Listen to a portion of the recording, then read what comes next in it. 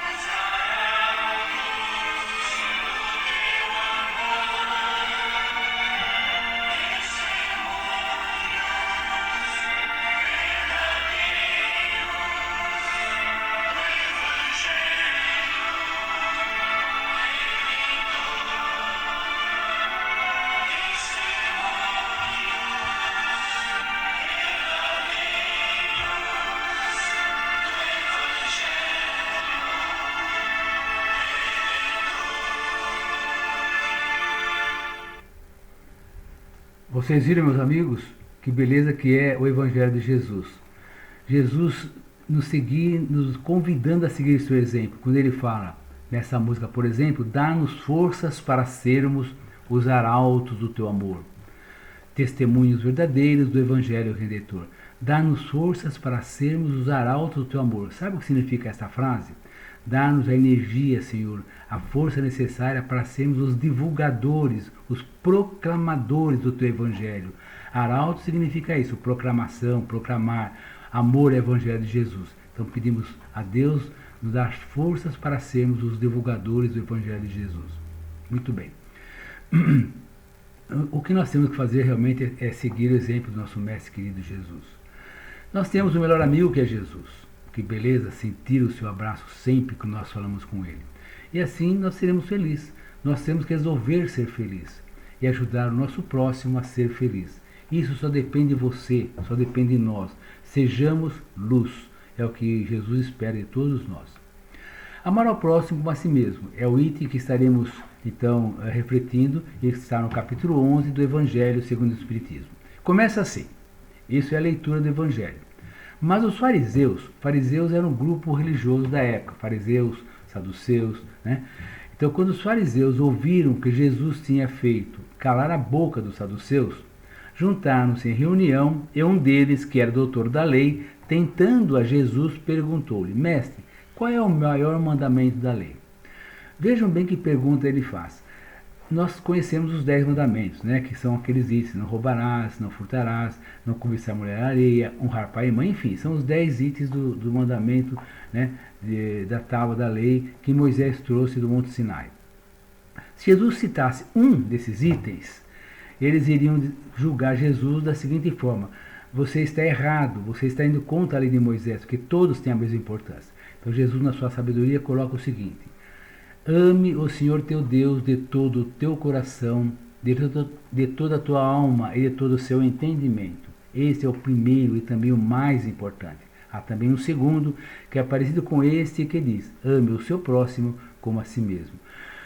O que ele coloca, ele resume os 10 mandamentos nessa frase: amar a Deus de todo o coração e ao próximo como a si mesmo.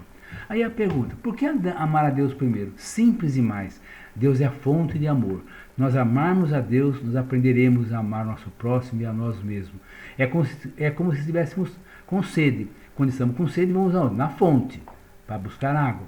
E aí nós temos água à vontade para nós e para o nosso próximo. Deus é a fonte de amor. Nós temos que amar a Deus para aprender o amor de Deus e com esse amor amar ao próximo e a nós mesmos. E Jesus conclui: toda a lei de Moisés é a lei judaica, e tudo que foi deixado pelos profetas depende desses 2 mandamentos. Isso está em Mateus capítulo 22, 34 a 40. E ele completa: e assim tudo que quereis que os homens os façam, assim fazei-o vós também a eles, porque esta é a lei e os profetas. Mateus 7, 12. No Livro dos Espíritos, a questão 657 trata desse assunto da seguinte maneira.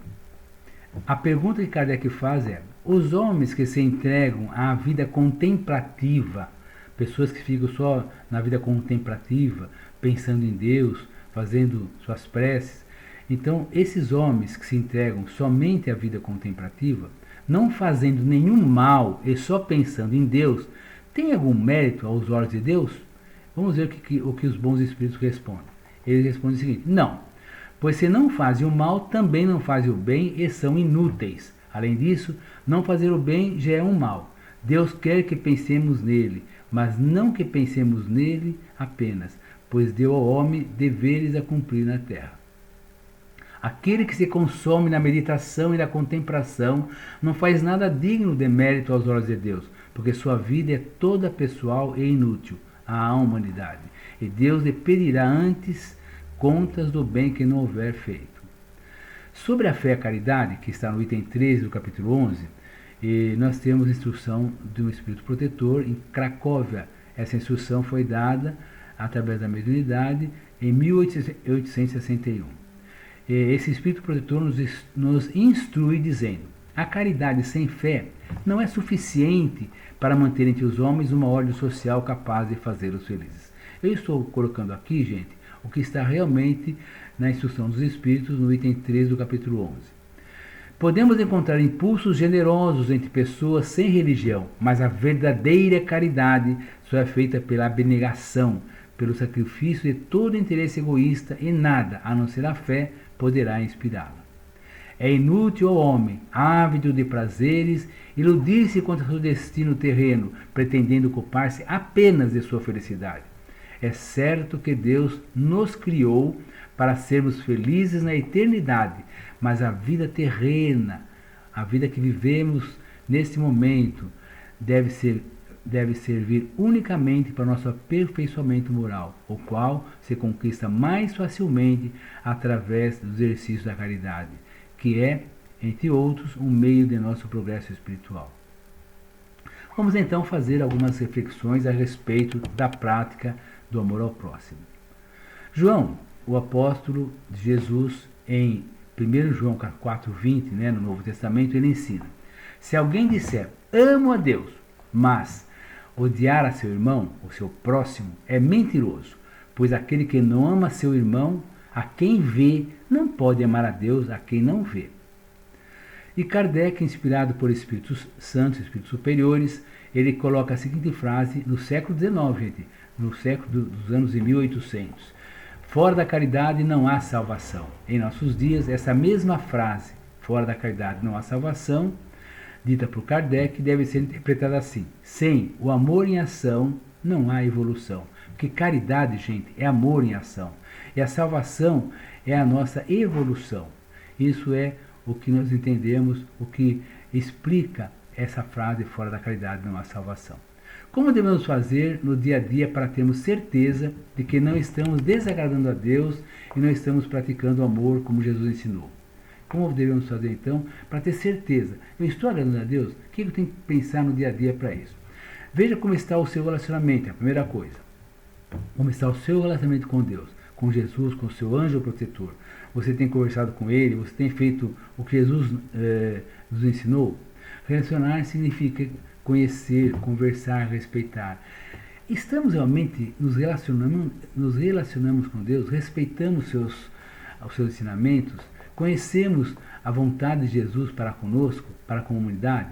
Então, devemos sempre orar a Deus, agradecer e pedir orientação, tendo fé. E fé, gente, significa acreditar e agir. Por isso que a palavra oração diz tudo: orar e ter ação, oração. Como dissemos no início desse estudo, infelizmente para muitos, Jesus é o último recurso quando uma grande dificuldade aparece. É quando as pessoas procuram por Jesus pedindo auxílio através da oração.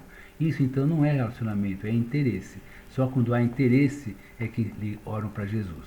Orar deveria ser, portanto, um ato contínuo. Isso realmente é que é relacionamento. Orar sempre que possível, agradecer, relacionar-se com o Criador. De outra forma, não é relacionamento, conforme dissemos, mais interesse. Jesus quer ser o nosso melhor amigo e quer que confiemos nele. Mas para confiarmos, precisamos conhecê-lo. E para conhecê-lo, precisamos conversar com ele. Isso é relacionamento. E se faz isso através da fé e da oração. A pergunta que fazemos então é: você conversa com ele? Você conversa com Jesus? Como é que tem sido feito o seu diálogo com Jesus diariamente? Temos um melhor amigo, Jesus, e sentimos o seu abraço de forma maravilhosa. Voltando à pergunta de como devemos fazer no dia a dia, para termos certeza de que não estamos desagradando a Deus e que estamos praticando o amor como Jesus ensinou, nós temos, primeiro foi a questão do relacionamento, né? Nós vimos essa questão que deve ser feita através da oração. É a conversa com Jesus, conversa com Deus, conversa com o plano maior. Segundo, para qualquer atividade, qualquer coisa, qualquer projeto que você idealizar, qualquer coisa que for fazer, para tudo realmente que fizer, faça as 3 perguntas abaixo. E se as 3 perguntas derem como resposta sim, então vá em frente. Isso você pode aplicar até no seu trabalho, viu, gente? Até na reunião de amigos, na sua comunidade, enfim. Então, se houver um não em uma das 3 perguntas que estaremos a seguir, você não faça o que você pretende, porque não será bom. A primeira pergunta, então: o que eu quero fazer é bom para mim? Então, você tem uma situação, um projeto de vida, uma situação que você quer resolver, faça essa pergunta: o que eu quero fazer é bom para mim? A segunda pergunta: o que eu quero fazer é bom para o meu próximo? Opa, deu sim para a primeira e sim para a segunda. E o que eu quero fazer agrada a Deus? Sim, por que não? Então, vá em frente com toda a energia, que isso vai dar totalmente certo. Devemos viver para sermos felizes, viver para ser feliz. A felicidade se constrói tijolo por tijolo.